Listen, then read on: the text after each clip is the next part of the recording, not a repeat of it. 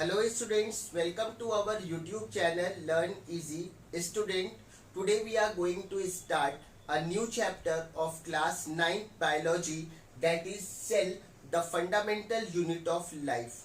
Student, this is the first chapter of your class 9th biology section, okay, and fifth chapter in NCERT.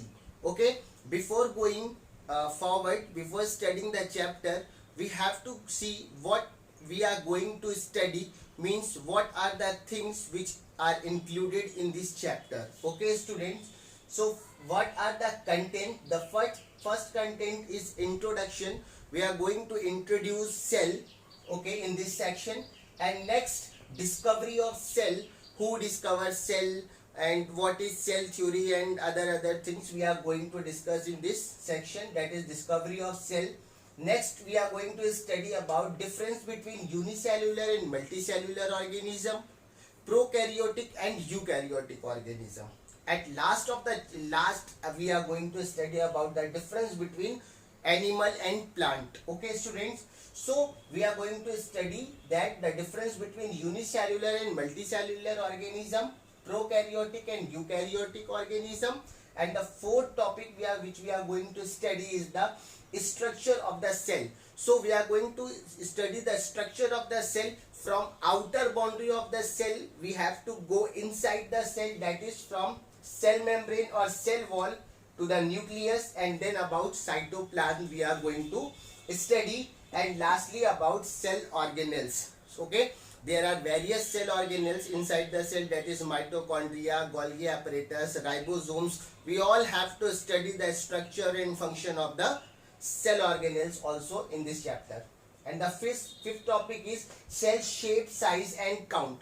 We are going to discuss in this, that is what are the how many types of shapes, how many type of shapes are present in the cell, size and count of the cell. And next, animal and plant, difference between animal and plant cell. And lastly, we are going to discuss about cell division. Okay, now beside these topics, we also have to study about the transportation of substance in and out of the cell, means how the substance goes into the cell and from the cell to the outer surrounding. So beside this chapter, we are going to study that also. Okay, so without wasting time student, we are going to discuss about the introductory part of this chapter. So we all know about cell.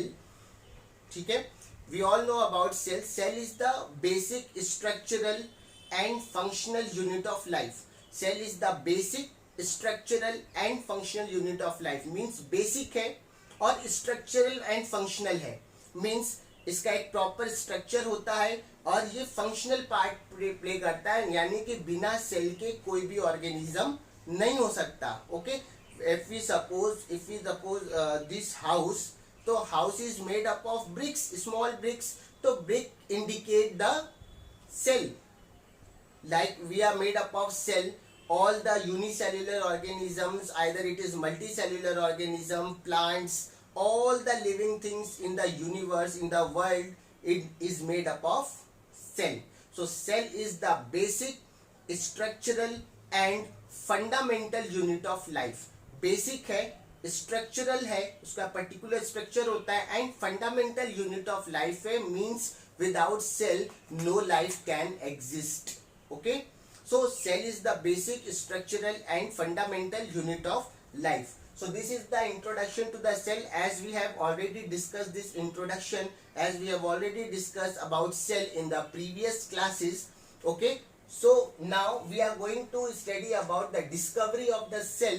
So this is very important part. We have to learn the names of the scientists who discovered cell, who discovered dead cell, who discovered living cell, who discovered nucleus, who introduced the term protoplasm, who introduced the term Golgi apparatus and mitochondria, what is cell theory. All these things we are going to study. Okay, we just have to know about the discovery of the cell, who discovered the cell. Okay, so the very first topic is Robert Hooke. Robert Hooke was the scientist. In 1665, he discovered first dead cell.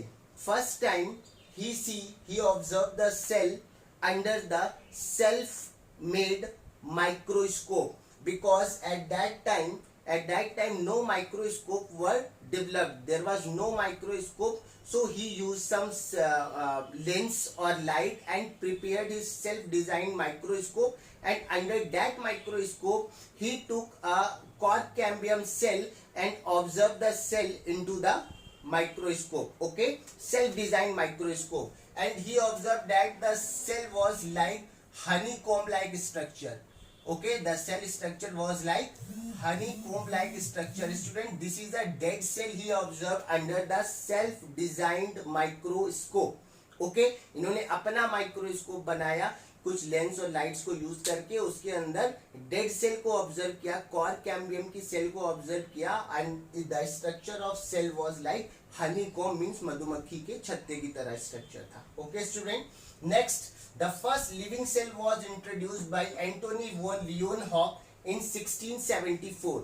In 1674, when microscope was developed, Antony von Leeuwenhoek observed the first living cell, which is of algae in the pond. From pond he took some algae and see under the compound microscope in 1664, and he observed the living cell. After observing, he observed many cells like egg cell, sperm, ovum, and many other cells he observed under the compound microscope. So we can say that the first living cell was introduced by Antony von Leeuwenhoek in 1674. Okay student, now Robert Brown was the scientist who discovered nucleus in 1831. In 1831, Robert Brown discovered the nucleus. Okay. Next is cell theory. The cell theory was given by Schleiden and Theodor Schwann. Schleiden and Theodor Schwann discovered the cell theory in 1839. 1839, these both scientists discovered the cell theory. Now let us discuss what is cell theory. So cell theory means there are 3 points in the cell theory. The first point is all living organisms are made up of cell. As we already know, all living organisms, either it is unicellular, multicellular, any kind of living organism, either it is plant, fungi, whatever it is, all living organisms are made up of cell. And the second point is cell is the basic structural and functional unit of life. Cell is the basic structural and functional unit of life. And the third point is omnicellular cellular. Omnicellular cellular means all living organisms are obtained from the pre-existing cell. All living organisms are obtained from the pre-existing cell. यानी पहले से जो cell present है, okay, पहले से जो cell present है उन्हीं सेल का डिवीजन होता है, वही सेल डिवाइड होके न्यू सेल को बनाती हैं. तो ओमनी सेलुली सेलुला, that is new cell arises from pre existing cell. These are the 3 points of cell theory. So cell theory was given by Schleiden and Theodor Schwann in 1839, and the cell theory was all living organisms are made up of cell. Cell is the basic structural and functional unit of life. And the third one is omnicellular cellular, that is new cell arises from pre-existing cell. Okay students, and next J.E. Purkinje introduced the term protoplasm in 1839. In 1839, a scientist named J.E. Purkinje introduced the term protoplasm. Protoplasm means the living component of the cell, or we can say cytoplasm plus nucleus is equal to protoplasm. Means the living component of the cell is called protoplasm, or we can say cytoplasm plus nucleus is equal to protoplasm. So J.E. Purkinje introduced the term protoplasm in 1839. Next is Carl Benz. Carl Benz was the scientist in 1898 discovered the term, coined the term mitochondria. Okay, we have to study about mitochondria. We will discuss it about earlier classes. Okay, we will discuss about mitochondria in earlier classes. Okay, next is Camillo Golgi. Camillo Golgi was the scientist who discovered Golgi apparatus in 1898. The year was exactly same. 1898.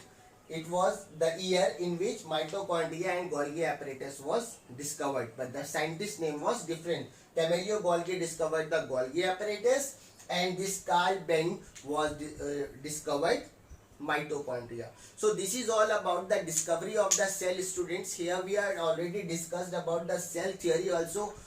Please kindly make sure the cell theory is very important according to the point of exam point of view. You have to learn the name and the year of the discoverer, name of the discoverer, and the year in which the following things are discovered. So here we concluded the introductory part and the discovery of the cell part in this section. Now we are going to discuss about the difference between unicellular and multicellular organism. So student, what is the basic difference between unicellular? Uni means single.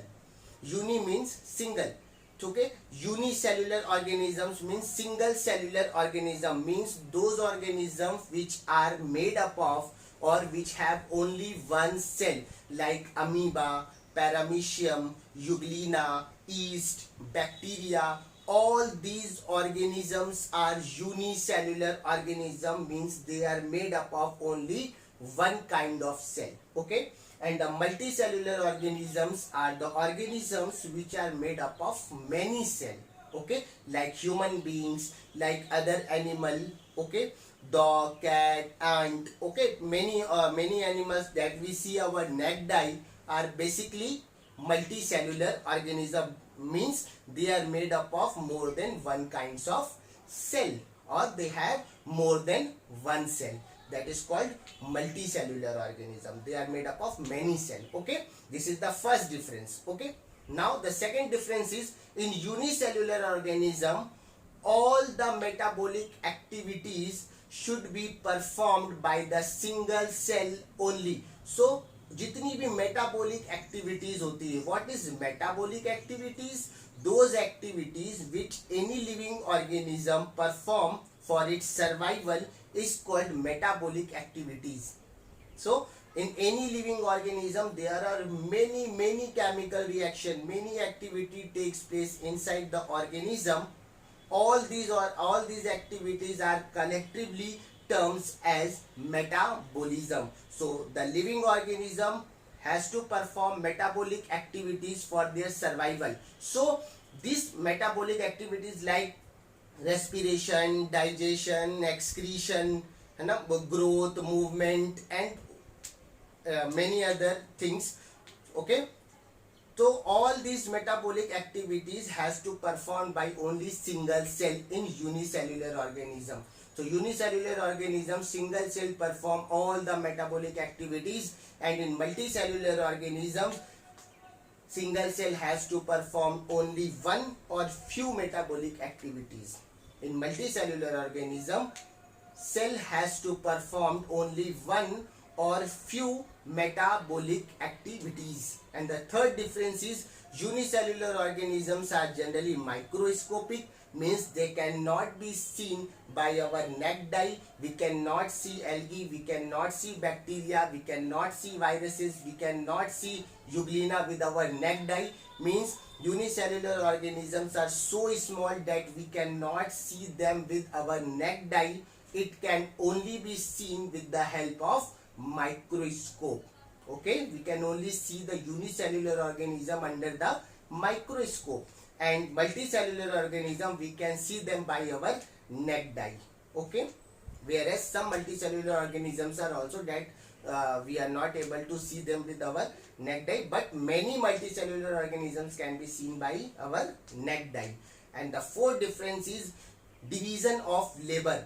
There is no division of labor in unicellular organism. All the things, all the activities has to be performed by only single cell. Unicellular organism है अगर, तो वो एक cell, that single cell has to reproduce. उसी cell में reproduction होगा, उसी cell से डाइजेशन होगा, उसी सेल से एक्सक्रीशन होगा, उसी सेल की ग्रोथ होगी, उसी सेल में मेटाबॉलिज्म, मतलब जितनी भी एक्टिविटीज है has to be performed by the only single cell in unicellular organisms. but in multicellular organism there is a division of labor. Okay, we have the system which perform definite function. Digestive system helps in digestion, excretory system helps in excretion. Okay, there are many systems we have in our body, that is almost 13-14 systems we have in our body. Digestive system, excretory system, reproductive system, है ना, like this we have many systems in our body. So in multicellular organisms division of labor is there. Okay, organisms perform their functions in different cells. Okay, next, so student, this is the basic difference between unicellular and multicellular organism. Besides this, there are few more differences, like the lifespan of unicellular organism is quite shorter than as compared to multicellular organism. The life of multicellular organisms are quite larger than the unicellular organism. So this is the difference. Go through the chapter, learn, read the NCERT book. No need to rush to the any other book. It is not required as much as the NCERT is required. तो go through the NCERT, read the lesson. Okay, आज के लिए इतना काफी है. आज today हम लोग जो है यूनिसेल्युलर मल्टीसेल्युलर ऑर्गेनिज्म तक पढ़ लिए. In next lecture we will discuss about prokaryotic and eukaryotic cell. Then we are going to discuss about transportation. Then we will study about the structure of the cell and so on. Okay student, I hope you all understand everything. Please see the video again and again. Okay, thank you very much.